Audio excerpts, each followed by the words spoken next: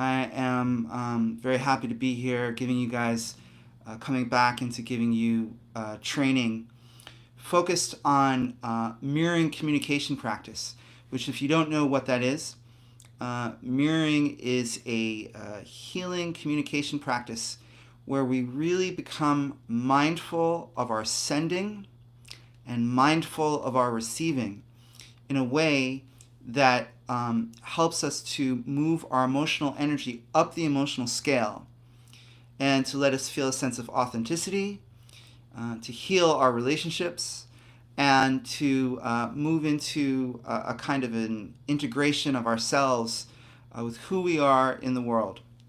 So, what I wanted to talk about today was a very powerful topic, and the title is Beyond Blame.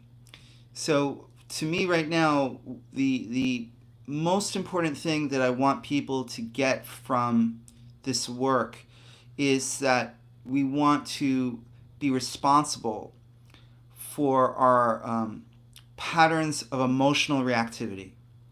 So, in other words, if we think about emotional reactivity, is when we are betraying ourselves in our communication and in our relationships. So, for example, blame, Beyond Blame is the title of today. Blame is a way of trying to get back at someone, of expressing very difficult feelings like anger, aggression, feeling like a victim. And we're going to talk about that today a little bit and do some mirroring practice so that you can get a sense of healing and transformation through this live stream here. So thank you very much for being here. So let me tell you a little bit about emotional reactivity and blame. Now, I was going to tell a little bit of a story about myself and why I do this work. And a lot of it comes from me being the child of a man who, my father, who's passed. My father was an extremely challenging person in my life. There's a reason why I'm here, why I did so much healing on myself and really feel compelled to be a guide in healing for other people. It's because of my relationship with my father. My father was paranoid schizophrenic. My father was born as a baby at the end of the Holocaust in Poland. And I suffered tremendously as a child being his son. There was so many things that it wasn't a physical violence, but there was an emotional violence to him. There was a sense of being suffocated, being consumed by his madness. And because I was a child, I didn't know what to do. And what happened to me, what happens to so many other people, is that we develop coping mechanisms, which can range from all kinds of things. But the way that I coped ultimately was that something in my spirit died. As a young boy, I basically somehow told myself, well, I've got to shut down my life force. I have to, if I'm my father's son, then I have to sit with the idea that I don't know what it means to grow up. I have to survive him, and I better find a way to be in his presence, because he was very intense, scary, and he essentially used me as his own psychotherapist, telling me these terrible, terrible, terrible things all the time that I never, as a little boy, should have learned about. So it was awful, scary, and again, like I said, I had to close my heart. And what happened to me was it wound up being so bad for me that I developed post-traumatic stress disorder as a child, or what they may call CPTSD, complex PTSD.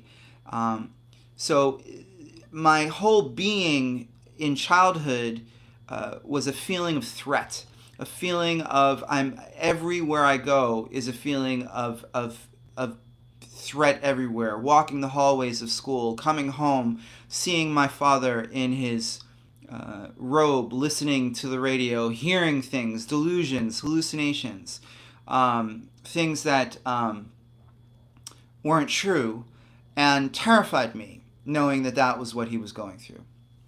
So what happened was that I, like I said, I shut down my heart, and the PTSD was sort of an awakening for me. Let me say it a better way. The PTSD was like splitting off from my natural self, the boy that I wanted to be, basically became this fractured person, this person who was surrounded by an abnormal environment. Didn't know it was abnormal because it was my family, it was all I knew. But I had to cope, so it sort of broke my personality, where I was always dysregulated, where I was, meaning, my body didn't feel normal, where I hid from life, from sports, from other people, and was just walking around in a sense of terror. Now, my dad is gone, may he rest in peace. But the point of teaching you guys right now is to understand, when we're suffering, often our suffering is coming at the hands of somebody else. And in this case, the example I'm using is of my father. So I still suffer with post-traumatic stress disorder. It's with me and may be with me for my whole life. When I wake up in the morning, I take very, very long walks, go out into nature, I breathe, I do meditation, and this is to move me through the physiological effects of the PTSD, where I'm not feeling a sense of well-being, where I feel that sense of threat when there is no threat.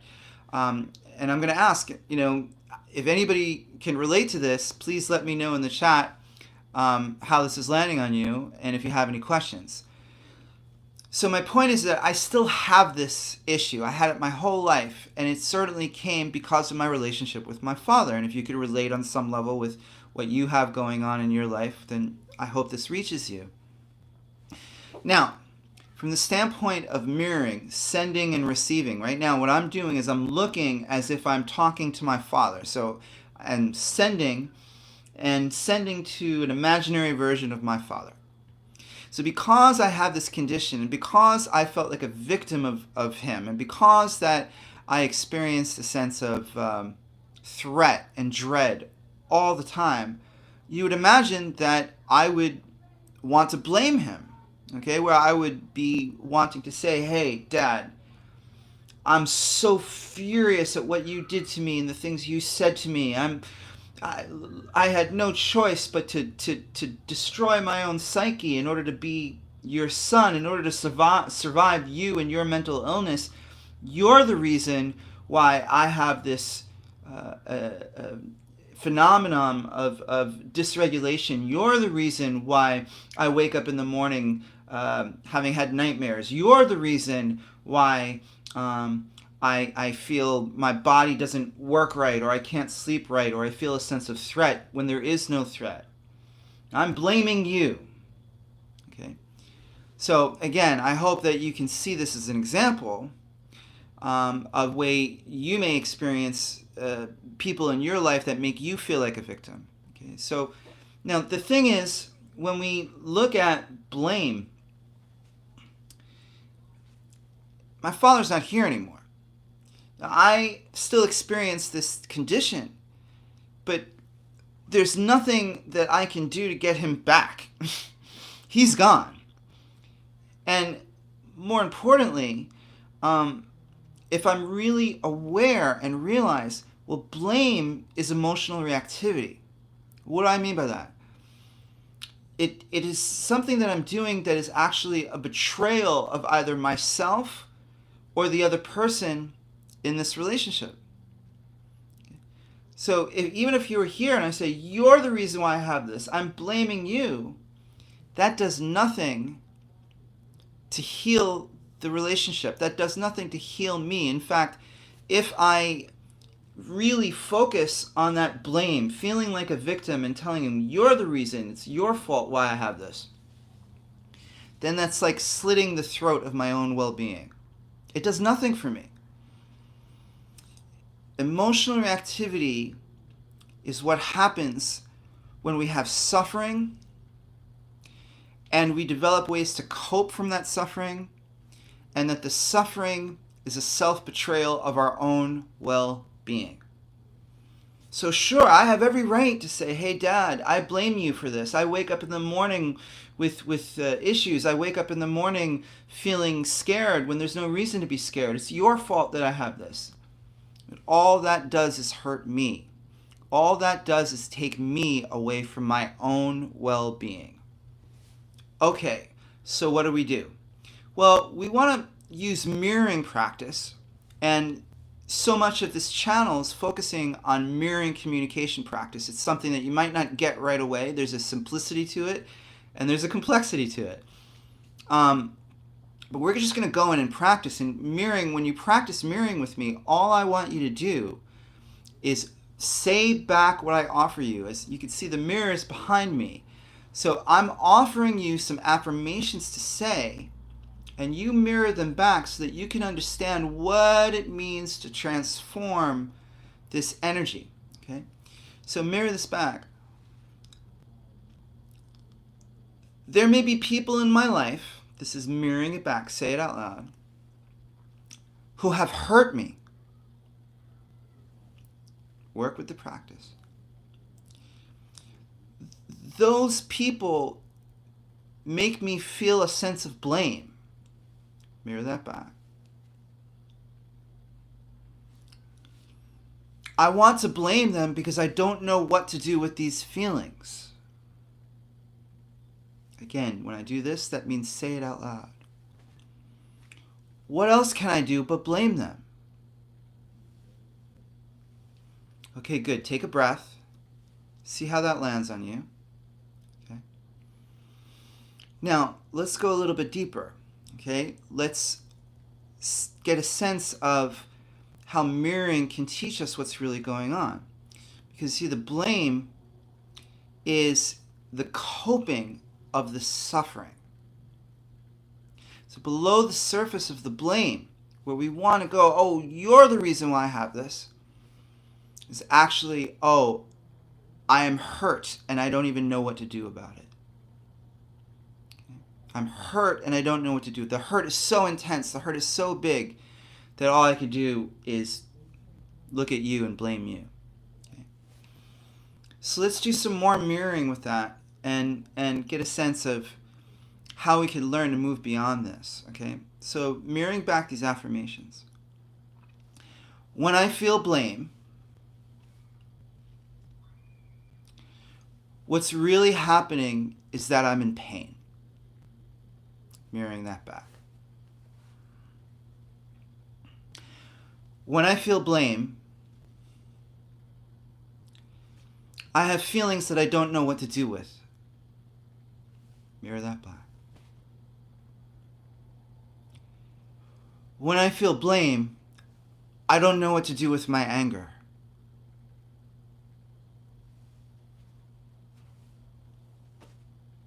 When I feel blame,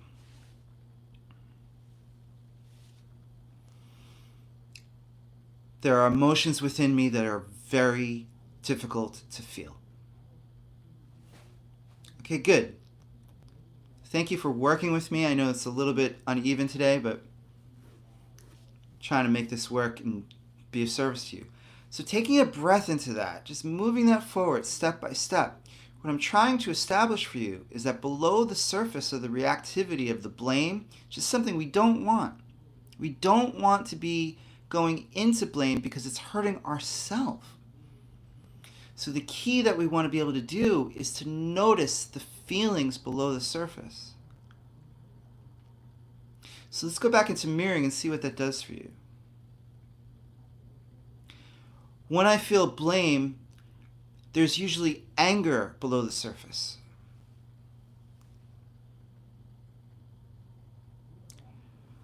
When I feel blame, I'm really hurt.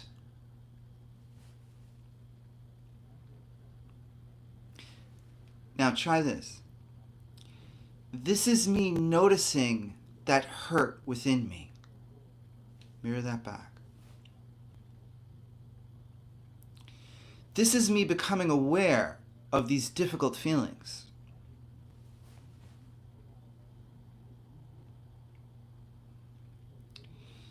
This is me taking a breath into those difficult feelings. And then just breathe in. Breathing out. Those difficult feelings are a part of me. I might not know what to say, but I could become aware of these difficult feelings in the present moment. Mirroring that back. Good. So again, what we're trying to do is become aware of the real feelings. There's a difference between the emotional reactivity and the suffering. And so my point is to be aware that blame is not the suffering. Blame is the reaction to the suffering. So if we can sense below the surface fear, anger, hurt, feeling impossible, discomfort, dysregulation, the mirroring helps us to slow this down. And instead of coping and betraying ourselves, we're actually feeling the feelings. We're noticing the feelings in our body. We're going slower in our thoughts. Practicing with me, so it's as if you have a collaborator with you in this process. And together, we're noticing the feelings so that the feelings can be felt and then moved. And that's what we want. So let's try a little bit more mirroring again. It makes sense to me that I have difficult feelings inside. It makes sense to me that these feelings are complicated. It makes sense to me that I don't want to deal with these feelings. These feelings are too complicated and difficult for me. Right now, I'm noticing these feelings, mirroring that back with me, interacting with me by simply saying these affirmations back out loud to practice. Right now, all I have to do is notice these feelings. Even though these feelings are difficult, these feelings belong to me. Good. Excellent. Excellent, excellent. I invite you to go to some of the other videos on the channel, because then you'll be able to see, okay, there's some other ways to practice mirroring, or seeing how mirroring affects me in my relationships or in my self-esteem, or how mirroring can bring me up the emotional scale. But right now the focus in this video is just to get what's happening when we blame.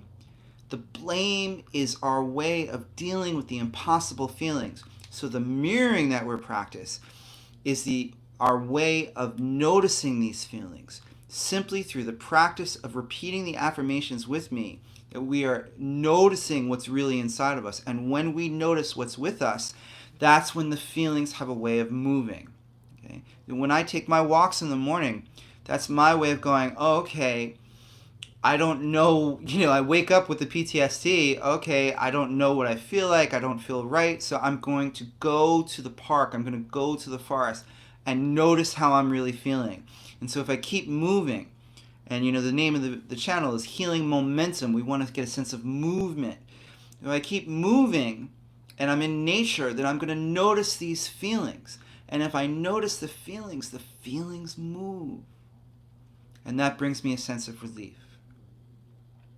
Terrific. Good. So let's do a couple more mirroring practices, mirroring affirmation, and then I'll offer you guys some ideas of some next steps. When I have difficult feelings, mirror that back, I can take a moment before I react. I can take a moment to notice how I feel.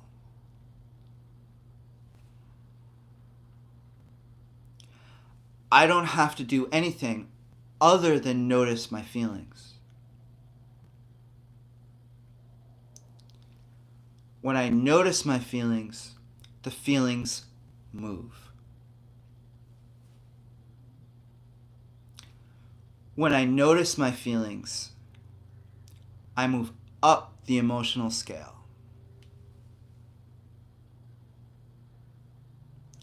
In this way, I'm gaining control of my emotional life. Excellent. If you practiced, I'd love to hear how this lands on you. And I certainly would love it if you guys watch some of the other videos in the channel and get a sense of, the message here. The message of mirroring is this very simple way of noticing feelings below the surface, understanding how to send, understanding how to receive. We didn't really get about how to shift blame in terms of, instead of saying things that are blaming, what to say instead, and I can do another video on that in the coming days. But what we're really trying to do is say, okay, let's notice the blame. Let's notice what that is and realize, hey, if I go into blame, I'm hurting you and I'm hurting me. And instead, we want to develop practices where we are becoming aware of the feelings below the surface. So that was really what the mirroring practice was about. To be able to say, oh, I'm recognizing this is blame. Let me take a minute and be aware of it. And let me feel the feelings so that they move. And the reason to practice mirroring with me is so that you don't have to do this by yourself. That you could hear these affirmations and repeat them with me. And in this practical, this way of interacting with me, that allows you to notice difficult feelings that you may have yourself. When you do that, the noticing the feelings, letting them be felt, it's almost like a child that's tantruming, and we all have a child within us. The noticing of the difficult feelings allows that child to tantrum. So it's almost like me telling my dad, Dad, I don't want to blame you, but what happened as your son brought up all these intense feelings, and you're not here right now, and there's nothing we could do to work this out. But this is me noticing those feelings. This is me becoming aware of these feelings. This is me embracing these feelings. And this is me integrating these feelings into who I really am as a human being on this earth. Excellent. Very, very good. Now, I hope you got a little something out of this. I'm going to keep giving you videos to on a daily basis to help you guys interact with me with mirroring so that you move difficult emotional energy. And this works from a standpoint of personal healing, but it also is fantastic. Mirroring is a great way for leaders to enhance their communication, to create an entire new way of how emotions in the workplace get processed, to create an entirely new environment because of your awareness of what's happening below the surface for yourself and for the people that you work with, who you serve. So consider a couple of things. Is if this interests you, take a look at the description section. There's some links there if you want to try an intro session with me and practice mirroring with me one-on-one. Great thing for you to do. You just click through and fill out a form. It comes to me and I'll email you back and we set up a time. And we do this on Zoom. Right now the fee is $30 for 30 minutes on Zoom to get this trial of working with me and practice mirroring with me. And I also wrote a book called The Zen of Solo Travel. And although this book is not directly about mirroring, it's about a trip where I was filled with so much confusion and difficulty about moving through into growing up into becoming a father. And I just didn't know if I was ready, and it was bringing up all these issues. And like I said, I had a very, very challenging father. So what I did is I flew from New York, where I was living, all the way to Japan, and went by myself and had this powerful personal awakening. And I wrote this book called The Zen of Solo Travel: A Journey from Anxiety to Enlightenment, which it helped me to express the awakening that I had, where in Japan I had this moment of discovering what mirroring is when I was at a Zen rock garden, and I felt as if I was being mirrored, being received by the rocks in front of me. A little bit esoteric, but you can get into that if you get the book. So anyway, if you go to the description section, you'll see links to trying an intro session with me, and you'll see another link where you can check out the book. I hope you guys enjoyed this. Please stick around. Please subscribe to the channel. And I appreciate all of you for being here and watching, whether you watch this live or you're seeing this as a recording. Thank you so much. Forgive me for any mistakes or any confusion or any weirdness with the technology. And thank you, my friend, for being here. You have my support. Bless you. Terrific. Now, how do we end this?